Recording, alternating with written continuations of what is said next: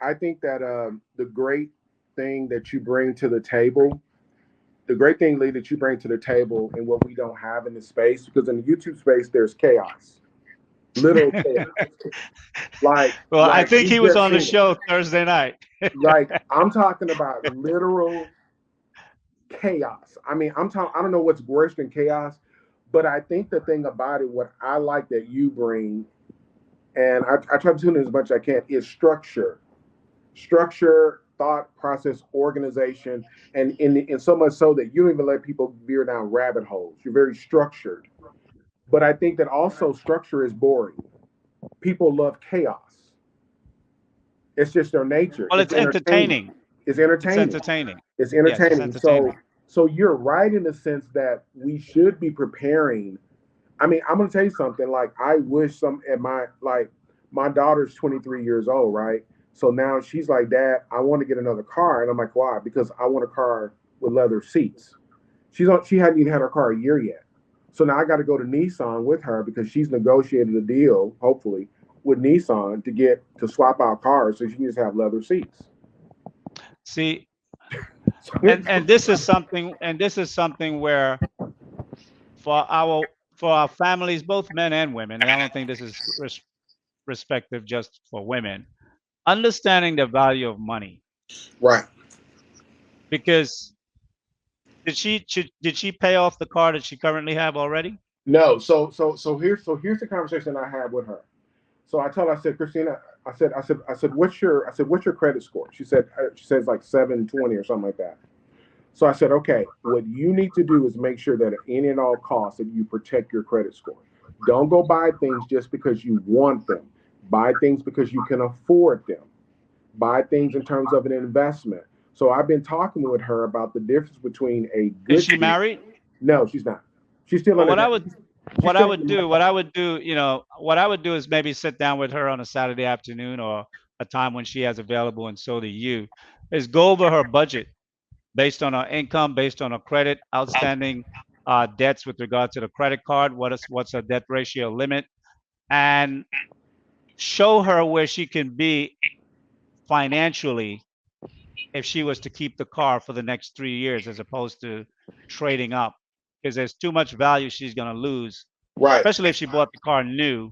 right. Cars are not something that retain value, but from the longer you keep it, the more value you can have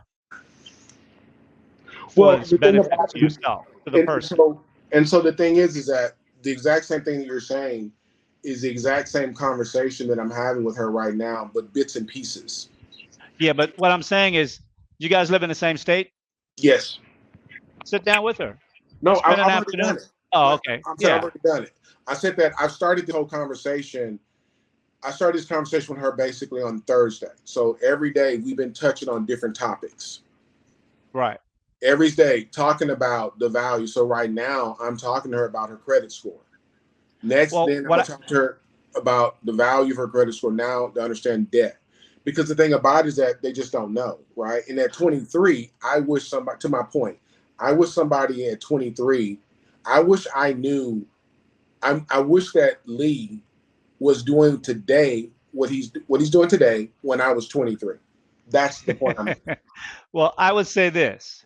I mean, does that make Uh, sense? Does that make it sense? does make perfect sense. But what I Yeah. would say to you with regard to her, the housing market is in a bubble right now, Yeah. and it's gonna crash. What I would tell your daughters, how would you like to own a $500,000 house for 50% off? Right. Put yourself in the cash position to do that. Right. No, I Keep agree. your credit score. Keep your credit score. Squirrel your money away. Put some investments. When the market crash, whether it's the end of this year or early next year, the same house that was 750,000 is going to be Right. down at 320. Right. I And agree. No, and you're right. You're right. and the people who will be looking to sell will be investors. You know Hmm. why? Because they're reverse, they're upside down in their mortgage at that point, Right. and the bank is going to take it. No, This is you're right. something I used to know, so I understand this perfectly. Yeah. CMOs, I used to sell all that stuff on Wall Street, Wow. right? Okay. Commodity mortgage-backed securities. I know the whole game inside out. Yeah. So, I mean, as a young person, she can own a $500,000 house for half the money in the next 2 years. Mhm. Tell her to keep her powder dry. That's a Wall Street term. Right. And just sit tight. Well, but see, if she gets a half million, then I'd have to pay for it. So I don't know about because she gonna be calling me, Dad. Can you pay my car note? I mean, can you pay my house note? So well, I because mean, right now they're under my covering until they get you know married. what you do? You know what you do? But Find her a good husband. That's what you do. That's a father's job. hey, I'm vetting. I told both of them that these guys are gonna have to pay diaries. Well, I'm vetting. then you have to sit down with your daughter so she's of the right mind to know what he gets for a dowry when he pays it from your daughter. Right. Right? See now what you just said is part of what we're talking about in that new black patriarchy. I know. That's why I said I like what you're doing. I got it the first time. I just want you to move some stuff up to get it going faster. Yeah, and I know black people are always thinking about the bag. Ironically, the name of Exactly. the company is Black Alpha's Group, Right. the Bag Inc. Right? Right. So Exactly. it Because it's works all out. about the bag. And when you have prominent YouTubers saying I align with anybody and I don't do black owned, I mean, come on now. Like you got a whole competition over here. Well, I mean, you know what? I appreciate people that come out and make those statements because one thing I learned, especially in financial services, is that there are trends and there's a cycle to everything. Yeah. And those who moves by themselves get crushed when cycles change. Hmm. So, I know it's youth speaking, and he sounds like a very intelligent guy, Yeah. but he tunes in every week. So I appreciate that. Yeah. And he adds his contribution. And there's sometimes when we see eye to eye, and sometimes when we don't, and that's great. But the point is, he's here. So more than likely, there's value that he sees here. So, So I think one word that's starting to be popular, instead of, and even now with the girl that I'm dating, it's like I don't even use the word really dating or marriage or anything. You know the word that I use now? I use the word unit. UNIT. Unit. We need to operate as a unit. Two is better than one. And I think that when people understand that how to operate in a and unit, 4 is better than 2. and four is better than two, and 10 is better than six. And I Absolutely. think that that's the thing that's the whole message of Black Wall Street. People look at the devastation and they have these businesses. What they miss is that they operate and moved as a unit, not as. And Go not ahead. only that, they moved they moved the way they moved because they had to. Yes, I agree. See, when black people were unified, it was because the white man didn't want to have nothing to do with us. Yeah. See, black people have to choose to want to be around black people and do business with black people. We Right. talk about Black Wall Street, but Black Wall Street was an outgrowth of the existing society at the time. For them to make their own wealth, they had to depend on each other because they couldn't go outside of themselves. And now, because we have the ability to go outside of ourselves, we don't see the value in ourselves. But yet we always talk about we would like to build another Black Wall Street. Well, you have to love your brother. You have to be able to trust your brother. You have to love your sister. You got to Right. be able to trust your sister. And when you think I'm an individual and I'm gonna deal with anybody else, when the Vietnamese come to California, I see little strip malls, none but Vietnamese restaurants. Black people can't go into other communities and open up fried chicken spot, waffle houses. No. Other communities come into our neighborhoods and they open up and we patronize their business. But if any black businessman went into their, small businessman, I'm not talking about a multi-million dollar, Yeah. guy, a Right. small Right. businessman wanted to open up A car some wash. type of black business, Yeah. fashion store, jewelry, black hair. Well, you can't sell black hair supply stores to Chinese, right? Right. But Right. whatever it is that your product is, if we wanted to take it into another market, they're not so receptive. I'm talking about their community because every community have their own stores, shopping, and whatnot, right? But Right. we can't take it into their community because number one, just getting the lease would be problematic. But Right. if you were able to get the lease, When you open up for business, what's your chances that you're going to be patronized enough to sustain yourself long term? There'll be some No, people who would give you a shot, no doubt. I'm not going to say there won't be people who will give you a shot, but more people won't give you a shot, right. and over time you'll be bleeding the red. You'll be spending more money to keep the doors open than you're bringing in, and I So, think that's something that we have to really look at. so to me, what it feels like, because I watched you on JB's deal one night, and it almost feels like that nowadays that blacks and tell me what you think about this, just as perspective. I know, I'm not asking you what you think. I'm asking you what you Sure. feel. Okay. It Well, almost that's going to feels be hard because right, I don't exactly. use my feelings when in analysis. Right, exactly. And so that's But why go I ahead. make the Depend distinction. on the question. Go ahead. Ask the question. I'll Does see. it almost feel like that black people just don't want to work together? I think as black people, we are very self-critical, and we are so critical of our own selves because we know ourselves, and we give everybody else the benefit of the doubt, but we don't give ourselves the benefit of the doubt. I think Mhm. that's the main issue. Okay, that's fair. I think that's fair. But I think the thing about it is that now what happens is that's another hurdle, right? Because now when I look at you, I have to trust you, and I'm gonna tell you the reason why I trust for me, the reason why I trust things that you say is because how you articulate them and how you I lay it appreciate out. that.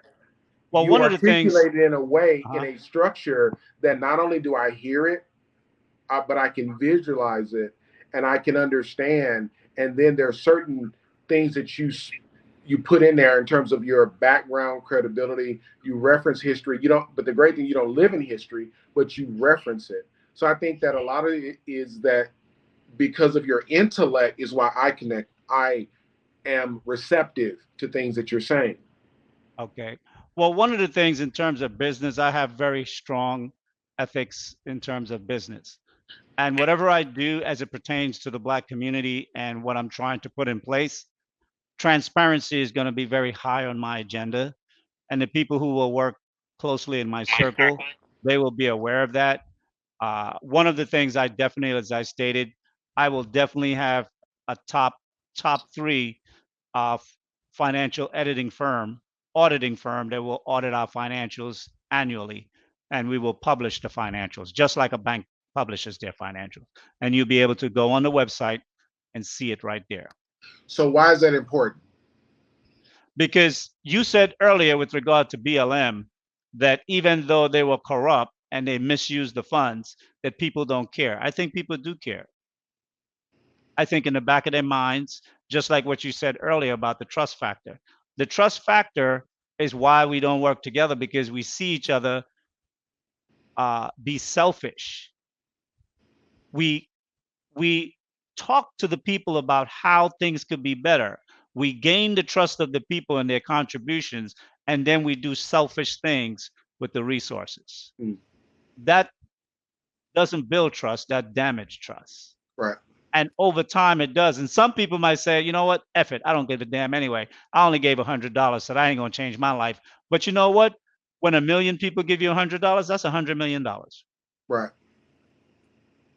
And that's what they got. They got $100 million. Now, of course, they didn't come from the people. Some corporation gives and so forth. But what happens that it also is it makes corporations disillusioned for future black businesses that may rise to any notoriety, that they may want to say, you know what, I'd like to contribute to this program and what they're doing for black people, because many corporations, they portion of their income is a give back to communities. The thing is, you need to make yourself available to be able to access it. It's like the other day when I signed into my Amazon account, Smile. They sent me a notice and they said, we've given back so far this year under your account $267,000, whatever, right? So it's like corporations are giving back.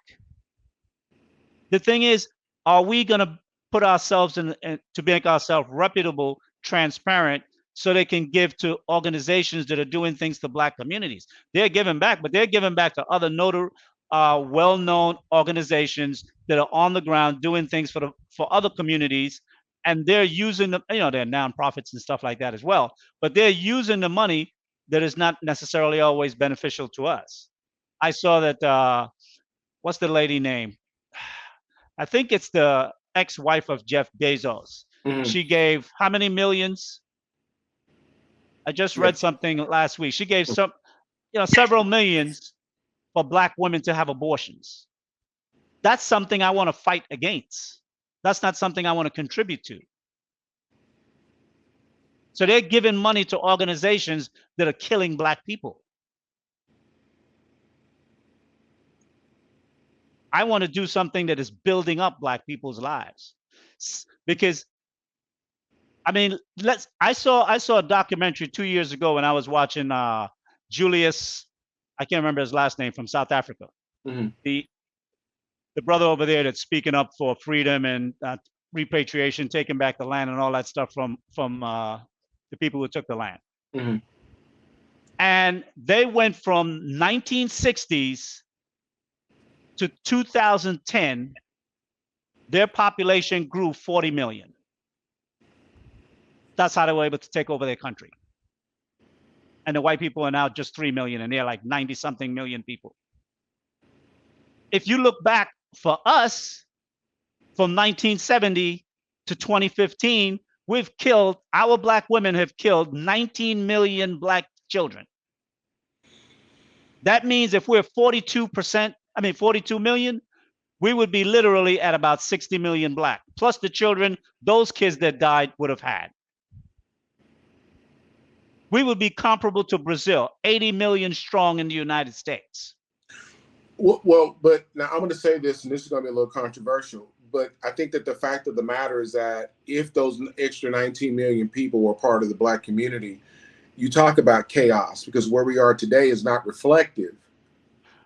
reflective of a success where black well, let's people and, okay, and go I ahead. and so I just think that when you talk about like and this is no justification for, in a sense, Sure. a woman's I'm in a sense of what a woman's right to choose is her right to choose. I don't want to tell a woman to do with her body. That's me. But I also, for me, it's like I told my daughter, I said, I'm very much, because I'm in banking and mortgages, I'm very much 1 plus 1 is 2. There's no need to get feelings and emotions involved, because the math is the math is the math is the math. If something, and like you said, math has trends. If you're I can look at your bank statements, and I can tell a world of information about you just by looking at your bank statements. Absolutely.